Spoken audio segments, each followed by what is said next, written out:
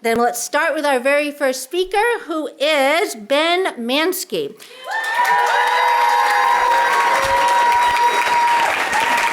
Now, I should tell you that the finalists drew names out of a hat to determine the order in which they will speak. Ben is in the neuroscience PhD program. His dissertation advisors are Daniel Lim and Arturo Alvarez Boya. His talk is entitled, Thanks for the Cellular Memories. Ben.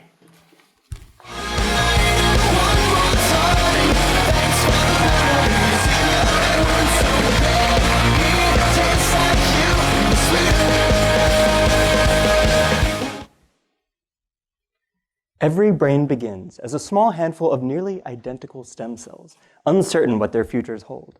Each one could grow up to make any of the hundreds of cell types that a brain needs to work properly. They've got a lot of potential.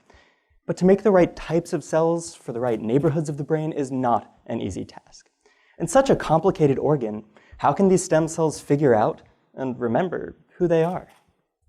Well, it's not a total mystery. Early in development, chemical signals called morphogens tell stem cells what kinds of brain cells to make based on their location. It's sort of like the stem cells are living with their parents, getting constant guidance on who or what they should one day become. But the brain grows from the size of a malted milk ball to a largish grapefruit through development, in such a wildly changed environment after moving out of their parents' house. How do the stem cells hold on to who they are?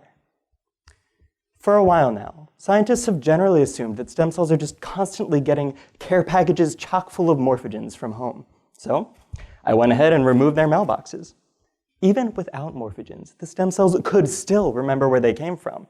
So I thought, well, maybe they're just still living a little too close to where they grew up. What if I kicked them out of the whole neighborhood?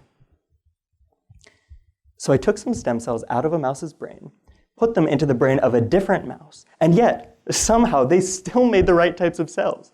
It turns out that neural stem cells are so good at remembering where they come from. They don't actually need any parental guidance to hold on to who they are.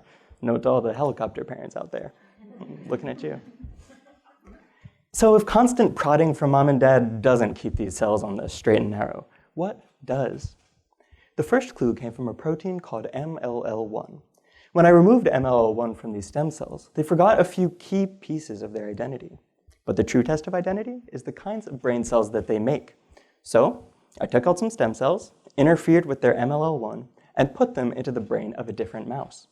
Lo and behold, these memory-wiped stem cells made the wrong kind of brain cell, one that looked just like it had been born and raised in a neighboring region of the brain.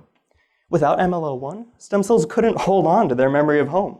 And after moving out, they ended up just following the same path as the neighbor's kids.